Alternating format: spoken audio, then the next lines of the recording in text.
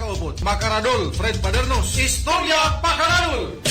Matapos ang ikasampung taon na pagdiriwang ng ating bansa, noong July 12, 2016, ngayong taon. Kasi noong July 12, 2016 ay binaba ng UNCLOS, yung United Nations Convention on the Law of the Sea, UNCLOS, ang arbitral award na nagsasabi na ang Pilipinas talaga ang nagmamay-ari ng West Philippine Sea na ngayon ay okupado mula pa noong 1995 ng China. At ngayon, ang itsura ng West Philippine Sea na ginawan na ng mga artificial islands at pagkadaming mga building, mga struktura, including ang airport at mga military facilities, ay talagang nagmukhang syudad na ang bahagi ng West Philippine Sea dahil sa pangangamkam ng China na walang nagagawa ang ating bansa kundi magsampa lamang ng mga diplomatic protest ukol dyan. Kaya ang bansang China namimiyasa dahil sinasabi nila na walang kapasidad ang ating bansang Pilipinas na makipagbakbakan militarily dahil superpower di umano ang China. Kaya nandyan sila, komportable na nakaukupa sa West Philippine Sea at tinataboy pa nga yung ating mga opisyal ng gobyerno, mga mangingisda na pumupunta dyan sa West Philippine Sea. 10 taon na mula nung ilabas ang desisyon na atin yan, pero patuloy na nandyan ang China. Kaya kaugnay rito, ang mga member countries ng UNCLOS ay naglabas ng pahayag kasama ang Pilipinas. Nanawagan ang Pilipinas at ang 13 pang mga bansa sa China na igalang at sundin ang 2016 Arbitral Award 10 taon matapos itong ilabas sa kabila ng patuloy na pagtanggi ng Beijing o ang gobyerno ng China na kilalanin ang bisa nito. Ayon sa kanila, muli naming pinagtitibay na ang mga alitang pandagat ay dapat maresolba ng mapayapa at alinsunod sa United Nations Convention on the Law of the Sea. Pinagtitibay din namin na ang desisyong nilabas 10 taon na ang nakalipas ng Arbitral Tribunal ay isang mahalagang hakbang at ito ay pinal, may bisa sa ilalim ng batas at ganap na umiiral sa pagitan ng China at ng Pilipinas kaugnay ng mga karapatang pandagat at mga pag-aangking tinatalakay ng Arbitral Tribunal.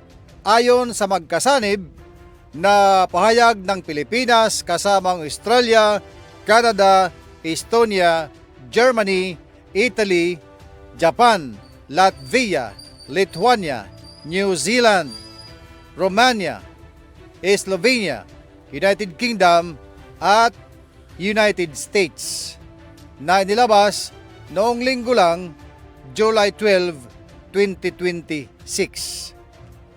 Dagdag pa ng UNCLOS member countries, muli naming ipinahahayag ang aming matibay na pagtutol sa anumang mapanira o isang panig na hakbang, kabilang ang paggamit ng puwersa o paggamit na pagbabanta sa kapayapaan at katatagan ng rehiyon. Mariin din naming tinututulan ang paggamit ng Coast Guard, militar at maritime militia upang guluhin, hadlangan o takutin ang mga lehitimong operasyon ng ibang mga estado sa dagat o himpapawid. Ang ganitong mga kilos ay naglalagay sa panganib sa kaligtasan ng mga tauhan at mangingisda at lubhang sumisira sa kapayapaan at seguridad sa rehiyon. Yan ang kabuuan ng pahayag ng United Nations or UNCLOS members na mga bansa. 14 or 14 na mga countries. Talaga itong China ay masasabi ko, bully.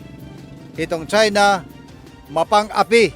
Itong China, dahil maliban lang sa bully at maliban sa mapang-api, ang kakapal ng mukha ng mga opisyal dyan At kahit na mayroong ruling na ang UNCLOS ay nananatili sila nakakut-kut dyan sa West Philippine Sea, ginangkon na nira itong lugar, itong Pilipinas, inangkin na nila ang lugar ng Pilipinas, karagatan ng Pilipinas, nga diri man nga ni ira, na hindi sa kanila. Ha? At sa susunod na ating mga report, meron pa tayong mga impormasyon na ilalabas na hindi lamang ang West Philippine Sea na yan ang inaangkin ng China. Maraming bahagi pa ng ating karagatan ang inaangkin ng China, kung saan ang mga isla o mga bahagi ng karagatan ng Pilipinas na merong nakatagong mga yaman kagaya ng krudo, natural gas, at kung anong iba-iba pa. Yan ang mga lugar na inuukupa at inaangkin ng China. In other words, ang China ay mang-aagaw, bully, mang-aapi. Kaya naman kasi namumuro, namimihasa ang China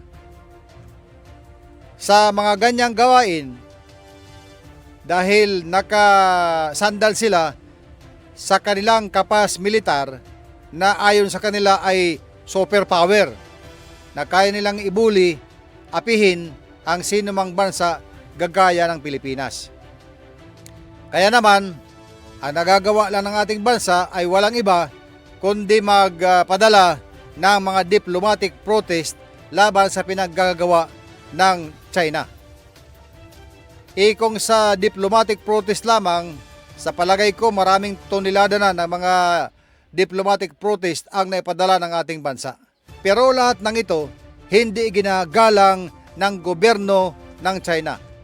As a matter of fact, ang isang mahalagang ihimplo dyan, ang isang napakalaking halimbawa dyan, itong 2016 arbitral award ruling ng UNCLOS na pagmamay-ari ng Pilipinas ang West Philippine Sea, ngunit hindi iginalang at patuloy na hindi iginagalang ng bansang China.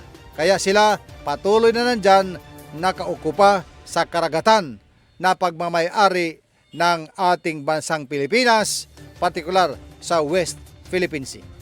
At yan ay isa pang bahagi ng ating makaradul na balita dito sa ating balitaan. At dito lang yan sa Istorya Pakaradol. Palagiing tumutok dito sa ating balitaan. Dito lang yan sa Radyo Abante is JTV.